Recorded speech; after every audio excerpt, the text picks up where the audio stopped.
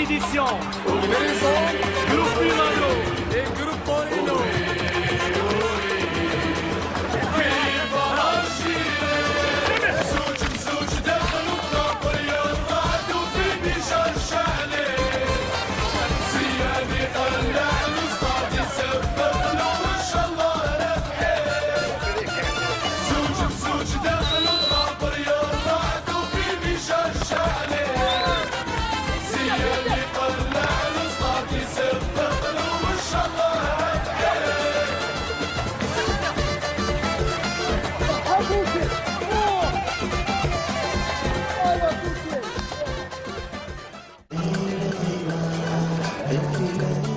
Rafik Saïfi en tête du cortège.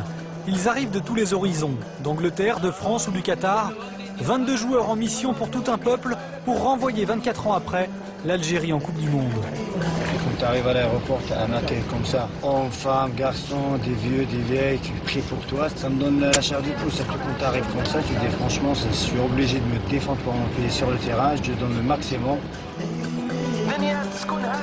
Une semaine pour préparer le match face au Rwanda, mais quelques minutes seulement à Saïfi pour prendre le pouls du quartier où il est né. Je suis très fier et très content. Alhamdoulilah. Toute l'Algérie l'aime.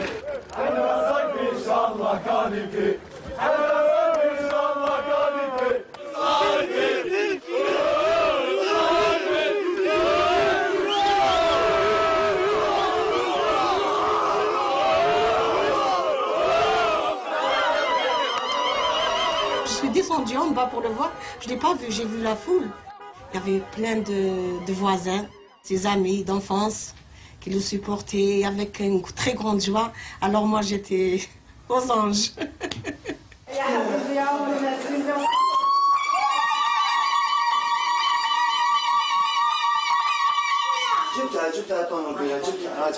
On ressent un truc où on ne peut pas l'expliquer. C'est plus fort que nous.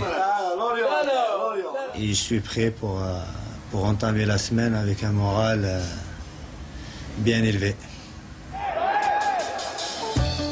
Rafik Saïfi, c'est le grand frère de la sélection. Ses cadres, Ziani, Mansouri, Belhadj, ont grandi en Ligue 1. C'est la France qui alimente la sélection algérienne. Et cette semaine, sur les 22 sélectionnés, 13 joueurs y sont nés et y ont été formés. Du jamais vu, car un nouveau règlement FIFA vient de permettre à Mourad Megni et Hassan Yebda de changer de couleur. Champions du monde chez les jeunes avec les Bleus, mais jamais sélectionnés chez les grands, ils viennent d'intégrer la sélection de leur pays d'origine.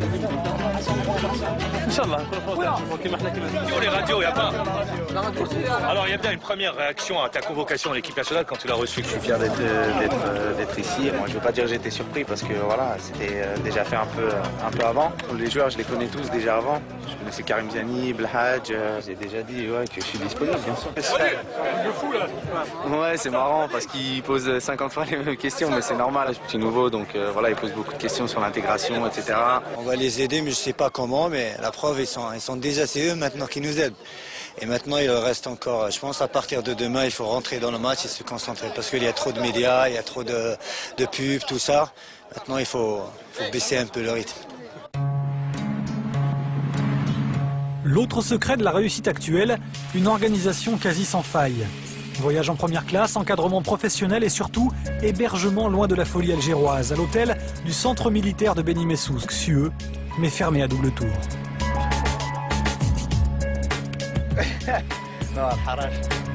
On a Beni Messous, il fait chaud, la vie est belle, tranquille.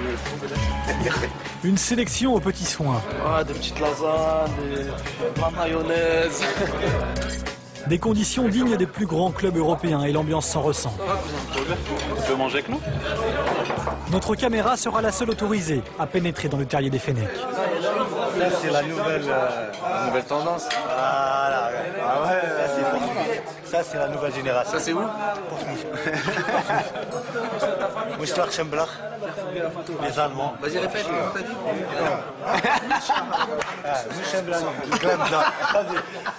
Redis-le. Mouchen Gladbach. Ah, tout doucement, non, redis-le vite. Toi, dis-le. Voilà, tu vois. Gladbach. Voilà, c'est ça. Les Algériens d'Europe, les immigrés comme on dit au pays, et les gars du bled, aujourd'hui tout le monde se mélange. Une intégration enfin réussie amène les bons résultats, Je t'aime, maman. car tout le monde y trouve son compte. Au début, on regarde d'un mauvais œil, mais après, quand on voit que les résultats sont positifs, en fait, on s'aperçoit que c'est nécessaire aussi. La plupart des joueurs qui évoluent en équipe nationale et même la plupart des titulaires, excepté moi qui joue à Sétif, mais j'ai été formé à Lyon, sont formés en France, quoi. Au niveau football, c'est intrinsèque, il n'y a pas une grande différence. Mais c'est au niveau, on va dire, intelligence dans le jeu, au niveau tactique, où on sent que certains joueurs ici ont quelques lacunes, en fait, qui est dû au fait qu'ils n'ont pas été formés, on va dire, dans certains centres de formation.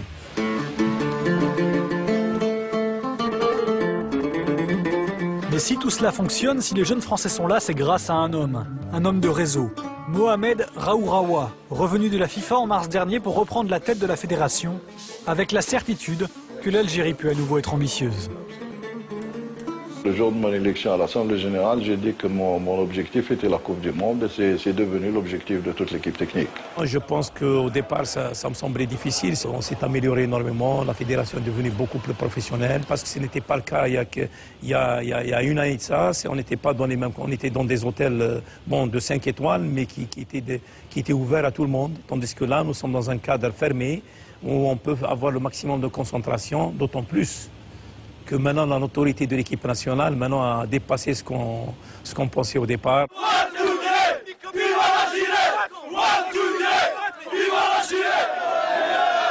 Alger, jeudi matin, les places sont en vente. Enfin, à 4 jours du match, premier signe perceptible de l'impatience de tout un peuple.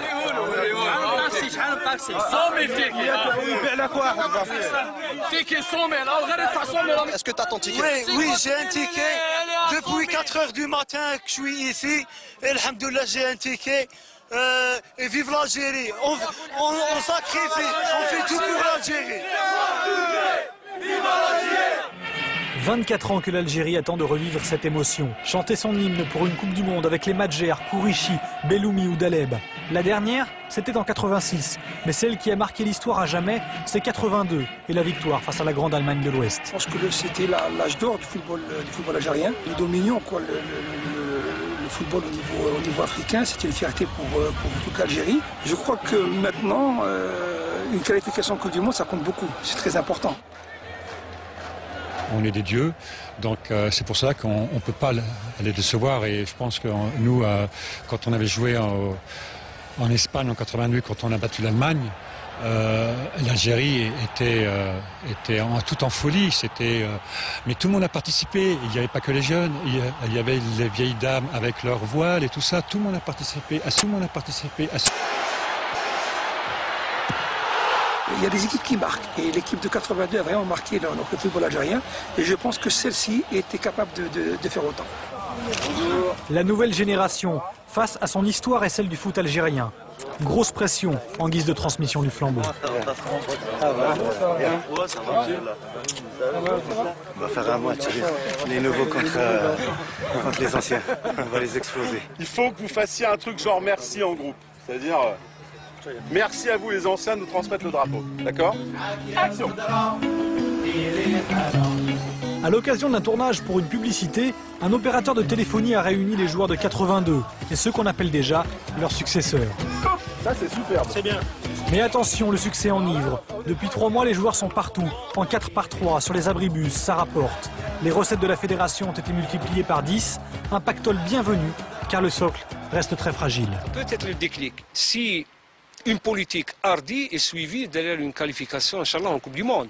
Donc, il ne faut pas se gargariser, dire que nous allons en Coupe du Monde, c'est fini, nous sommes les meilleurs. C'est pas vrai. Le symbole de cette fragilité, c'est le club leader du championnat, le Mouloudia d'Alger. Son entraîneur, le Français Alain Michel, doit composer entre instabilité chronique, errance et gaspillage. À l'arrière du grand stade du 5 juillet, c'est là que le plus grand club du pays tente de travailler. On a réussi à coloniser ça. Bon, on arrive à avoir le terrain tendu. Bon, il faut de temps en temps de marquer un peu plus, mais bagarrer pour aller pour le tracer, pour le reste. Mais bon, l'endroit est pas trop mal, il y a des grillages, bon, le cadre est plutôt sympathique. L'an dernier, il y en avait un autre là-bas, vous voyez peut-être en passage, c'est un terrain d'athlétisme. Mais bon, le terrain était un peu pourri, il y avait beaucoup de trous, donc on laissait quelques chevilles de temps en temps. Donc on avait bagarré pour venir ici, véritablement. Mais sans ça, on pouvait aller aussi là-bas.